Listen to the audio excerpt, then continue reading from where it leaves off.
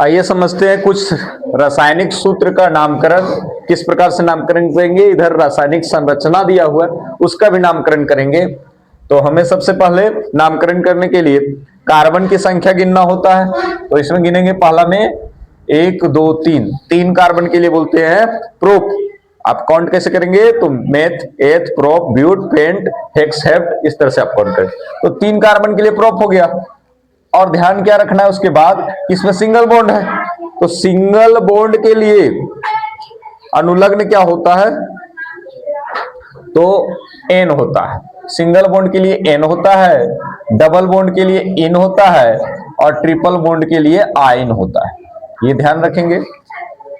N मतलब ये दुगना से दो अधिक हाइड्रोजन होना चाहिए, इसमें दुगना हाइड्रोजन होना चाहिए, और इसमें केवल दुगना में से दो कम होना चाहिए। आप फॉर्मूला जानते हैं, एल्केन, एल्कीन और एल्काइन का फॉर्मूला जानते हैं, उस आधार पर यहां देखना है। तो इसमें सिंगल बॉन्ड है, यहां से भी आप पकड़ सकते हैं सिंगल बॉन्ड है मतलब एन जुड़ेगा। तो प्रोपेन, प्रो जोड़ एन अगर कर लें अलग से हम, तो क्या बनता है? प्रोपेन बनता है। तो कुल मिला के आप क्या लिख सकते हैं? इसका प्रोपेन, इसका नामकरण हो जाएगा प्रोपेन हो जाएगा। इसी प्रकार से इसका नामकरण क्या होगा? तो कार्बन के लिए 1 2 3 4, 4 कार्बन हो गया। और बॉन्ड का कौन सा है? सिंगल बॉन्ड है। तो 4 कार्बन के लिए क्या होता है? ब्यूट। और क्या जोड़ेंगे? सिंगल बॉन्ड के लिए एन, तो हो जाएगा ब्यूटेन, ब्यूटेन हो जाएगा। ऐसे भी आप जानते हैं कि जो जिसका सिंगल बॉन्ड होता है, यानी एल्केन समूह में हाइड्रोजन की संख्या कार्बन की संख्या के दुगुना से 2 अधिक होता है। तो कार्बन की संख्या 4 है, तो हाइड्रोजन की संख्या कितना होना चाहिए? दुगुना से 2 अधिक, मतलब 4 दूना 8 और 2 10 होना चाहिए। गिन के देखिए हाइड्रोजन की संख्या 3 2 5, 2 7 और 3 10, ब्यूटेन हो गया। अब इसका नामकरण करना है। यहां पर बॉन्ड भी देख रहे हैं आप, 2 कार्बन है। 2 कार्बन के लिए क्या होता है? एथ। और डबल बॉन्ड के लिए क्या होता है? इन। तो एथीन हो जाएगा, एथीन हो जाएगा। इसमें देखिए कौन सा बॉन्ड है, डबल बॉन्ड या ट्रिपल बॉन्ड? डबल बॉन्ड है, द्विआबंध है। डबल बॉन्ड को ही द्विआबंध बोलते हैं हम लोग। तो द्विआबंध है। और कार्बन कितना है? 1 2 3, 3 कार्बन। 3 कार्बन के लिए प्रोप, और डबल बॉन्ड के लिए इन, तो प्रोपीन हो जाएगा। आप चेक कर सकते ये भी है कि जिसमें डबल बॉन्ड होता है उसमें यानी इन जुड़ता है, मतलब उसमें हाइड्रोजन की संख्या कार्बन की संख्या से कितना होता है? दुगुना होता है ना? दुगुना होता है इन में। तो यानी इसमें कार्बन 3 है, तो हाइड्रोजन कितना होना चाहिए? दुगुना होना चाहिए, मतलब 3 दूना 6 होना चाहिए। 3 1 4 और 2 6 हाइड्रोजन है, प्रोपीन हो गया। अब इसका नामकरण करना है। इसमें भी आप लोग देख रहे हैं डबल बॉन्ड है ना? एक जगह कहीं डबल बॉन्ड मिलना चाहिए, या एक जगह ट्रिपल बॉन्ड मिल रहा है, मतलब समझो वो त्रिआबंध वाला है। एक जगह डबल बॉन्ड मिल रहा है, मतलब समझो डबल आबंध वाला है, द्विआबंध वाला। और सभी जगह अगर एकल आबंध मिले तो वो समझिए उसमें एन जोड़ना है, एकल आबंध वाला है। इसमें एक जगह डबल बॉन्ड मिल गया, मतलब इसमें जो प्रत्यय जुड़ेगा, मतलब जिसको अनुलग्न बोलते हैं, वो क्या जुड़ेगा? इन जुड़ेगा। तो इन जुड़ेगा। पहले कार्बन कितना है? 1 2 3 4, 4 कार्बन। 4 कार्बन के लिए क्या होता है? ब्यूट होता है। और प्रत्यय क्या जुड़ जाएगा, मतलब अनुलग्न क्या होगा? इन हो जाएगा, तो ब्यूटीन। अब यहां पर इस क्वेश्चन में ट्रिपल बॉन्ड है, तो आयन जुटेगा। लेकिन कितना कार्बन? 2 कार्बन। 2 कार्बन, तो 2 कार्बन के लिए इत होता है, मेथ, एथ, तो एथाइन हो जाएगा। Ethyne, ethyne. आयन जुटता है ना, ट्रिपल बॉन्ड होता है आयन। और आयन जहां होता है मतलब अल्काइन समूह है, अल्काइन समूह का फॉर्मूला होता है CnH2n-2, मतलब -2 क्या है यहां पर? हाइड्रोजन की संख्या जो है कार्बन की संख्या के दुगुना से 2 कम। तो कार्बन की संख्या 2 है, इसका दुगुना कीजिए 4, 4 में 2 कम कीजिए तो 2, देखिए 2 है ना हाइड्रोजन, एथाइन हो गया। यहां पर क्या नामकरण होगा? तो 1 2 3 कार्बन, ट्रिपल बॉन्ड है, तो 3 कार्बन के लिए प्रोप होता है, मेथ, एथ, प्रोप। 3 कार्बन के लिए प्रोप हो गया, तो और ट्रिपल बॉन्ड, तो प्रोपाइन हो जाएगा। प्रोपाइन, प्रोपाइन हो जाएगा। क्यों हो रहा है? कार्बन 3 है, हाइड्रोजन कितना होना चाहिए? दुगना से 2 कम, 3 दूना 6, 6 में 2 कम मतलब 4, 4 है, देखिए चेक कीजिए, 1 3 4, 4 हाइड्रोजन भी वही नाम होगा। अब इसको चेक कीजिए क्या नाम होगा, बोलिए तो कौन पहले बताएंगे? ब्यूटाइन। चेक कर लेते हैं, 1 2 3 4, 4 कार्बन है तो 4 कार्बन के लिए ब्यूट, और ट्रिपल बॉन्ड है मतलब आयन जोड़ेंगे तो क्या हो जाएगा? ब्यूटाइन। ब्यूटाइन हो जाएगा। ब्यूटाइन, क्या सच में ब्यूटाइन हो रहा है? चेक करके देखिए तो 4 कार्बन, हाइड्रोजन कितना होना चाहिए? दुगना से 2 कम, तो 4 दूना 8 में 2 कम करेंगे तो 6, 6 होना चाहिए, देखिए तो है 3 3 6। अब यहां श्रृंखलन संरचना है मतलब श्रृंखला में है, इसका नामकरण। तो कार्बन की संख्या गिनिए, 1 2 3 4, 4 कार्बन और सब है सिंगल बॉन्ड ना, तो सिंगल बॉन्ड के लिए क्या होता है? एन या इन या आइन, एन होता है। तो 4 कार्बन के लिए ब्यूट, और क्या जुड़ जाएगा? एन जुड़ जाएगा, यानी इसका नाम हो जाएगा ब्यूटेन। ब्यूटेन हो जाएगा। क्या सच में ब्यूटेन है? ब्यूटेन एन जो होता है उसमें क्या होता है?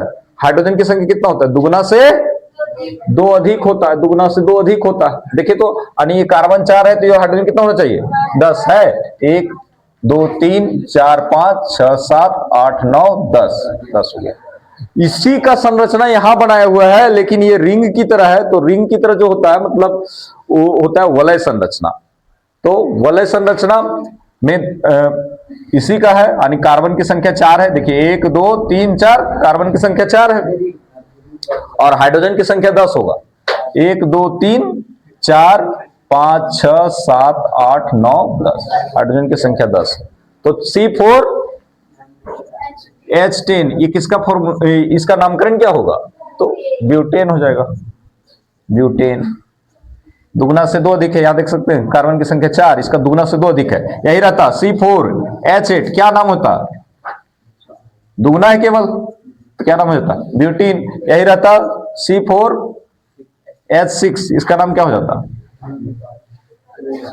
ब्यूटाइन हो जाता ना, दुगना से 2 कम है, ब्यूटाइन। तो इस तरह से आप नामकरण सभी जैसा भी रहेगा आप नामकरण कर सकते हैं, ठीक है।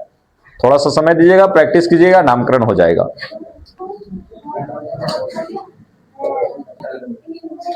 अब समझते हैं हम लोग संतृप्त हाइड्रोकार्बन क्या होता है।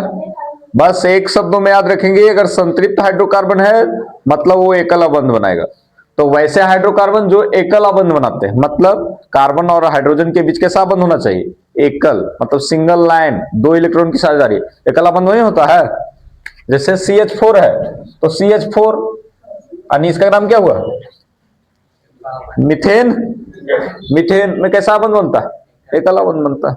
उसी तरह से इथेन में भी क्या एकल अबंध बनता है ना, एल्केन समूह, एकल अबंध। और असंतृप्त हाइड्रोकार्बन किसको बोलते हैं? तो जो द्विअबंध और त्रिअबंध, अभी भी बहुत सारे हम बनाए संरचना और सूत्र, उसमें द्विअबंध बन रहा था, तो जिसमें द्विअबंध या त्रिअबंध बन रहा है वो हो जाएगा असंतृप्त, ठीक है। संतृप्त हाइड्रोकार्बन कौन हुआ? जिसमें एकल अबंध बनेगा, ठीक है। जितने भी आप संरचना पढ़ चुके हैं सब में देखे थे एक अबंध बन रहा था, किसी में 2 अबंध बन रहा था, किसी में 3, तो 2 और 3 बन रहा है वो सब कैसा हाइड्रोकार्बन कहलाएगा? असंतृप्त। और एक अबंध बन रहा है तो संतृप्त। अब हम समझते हैं कुछ प्रकारात्मक समूह और उनका फॉर्मूला।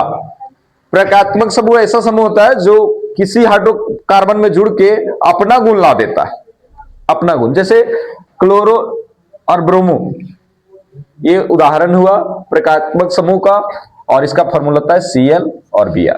क्लोरो का होता है Cl और ब्रोमो मतलब ब्रोमीन का होता है Br। ये पूर्व लग्न है, मतलब ये जब नामकरण हम करेंगे आगे तो ये पहले लगाना होगा, क्लोरो और ब्रोमो हाइड्रोकार्बन में ये पहले जुड़ जाएगा, पूर्व लगन है। दूसरा है एल्कोहल। एल्कोहल का फॉर्मूला होता है OH। OH होता है, ध्यान रखेंगे, ये अनुलग्न है मतलब बाद में लगेगा। इसी प्रकार से एल्डिहाइड, एल्डिहाइड का होता है COH, ऐसे ध्यान में रखिए, C डबल बॉन्ड और H सिंगल बॉन्ड है, तो वो जहां भी रहेगा इधर वो डबल बॉन्ड के साथ यहां जुड़ा हुआ है और H सिंगल बॉन्ड के साथ। C एल्डिहाइड का क्या होता है? COH। कीटोन का होता है CO। इस तरह से याद रखिए, CO के साथ जुड़ा रहेगा डबल बॉन्ड के साथ, कीटोन हो जाएगा CO। और कार्बोक्सिलिक अम्ल जो होता है COOH, ऐसे याद रखिए, COO उसमें देखने को मिलेगा H। तो कार्बोक्सिलिक अम्ल लंबा है तो लंबा हो जाएगा COOH। इस तरह से ध्यान में रखिए, माइंड में बैठा के COOH। ये कार्बोक्सिलिक अम्ल कीटोन रहेगा तो CO रहेगा, कीटोन। कीट टाइप के बन गया इसे, कीट का माथा इसे जुड़ गया, कीटोन, कीट बन गया, कीट बन गया, है ना। कीटोन याद रखेंगे CO कीटोन। और एल्डिहाइड का CHO, एल्डिहाइड ऐसे दिमाग में बैठा कर रखिए CHO। अल्कोहल का OH, अल्कोहल का OH, एल्डिहाइड का CHO, कीटोन का CO, और ये आपका कीटोन का CO और कार्बोक्सिलिक अम्ल का COOH। कार्बोक्सिलिक अम्ल का COOH, कीटोन का CO, एल्डिहाइड का CHO, अल्कोहल का OH, और क्लोरीन ब्रोमीन का तो आदि है, क्लोरोब्रोमो, Cl और Br। अब ये सिर्फ ये पूर्ण लग्न है, मतलब ये पहले नाम लगेगा, जब हम लोग अभी आगे देखेंगे, बाकी सब बाद में जुटेगा।